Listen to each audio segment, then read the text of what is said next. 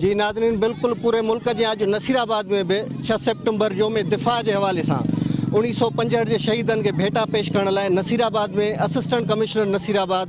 बिशारत माहूटा की अगवाणी में रैली कढी वही है, जैमें मुख्तलिफ़ मकतब फ़िक्र के मानून शिरकत कई है, उस्तादन और शागिर्दन की वही तादाद शिरकत कई है। जी तव्हां सभिनी ख़बर है 6 सितंबर असां 1965 जे शहीदन जी याद में असां मल्हाईंदा आहियूं।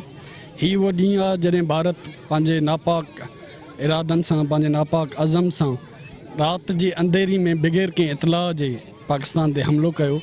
ऐं उन हमले जे जवाब में पाक फ़ौज जंहिं जुरत ऐं अज़मत सां उन्हनि जो जवाबु ॾिनो ऐं पाकिस्तान खे बि महफ़ूज़ रखियो, उनखे बेटा ॾियण लाइ ही ॾींहुं मल्हायो वञे थो। जेको मुंहुं तोड़ जवाबु ॾिनो ऐं पंहिंजी जाननि जो नज़रानो पेश कयो, असां उनखे उहा भेटा पेश कयूं था त इंशाअल्लाह ताला पाकिस्तान के ख़िलाफ़ केर भी मेरी अख सां ॾिसंदो असां उनखे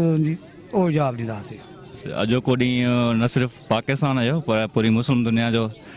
वॾी कुर्बानी वारो ॾींहुं आहे, छो जो पाकिस्तान सॼी तक़रीबन सॼी दुनिया खे मुस्लिम मुल्कनि सभिनी खे लीड थो करे पियो। ऐं ही जेकॾहिं ही 1965 में 6 सितंबर में जेकॾहिं हीअ शइ न थिए हा त थी सघे पियो न सिर्फ़ु पाकिस्तान जो नुक़सानु हुयो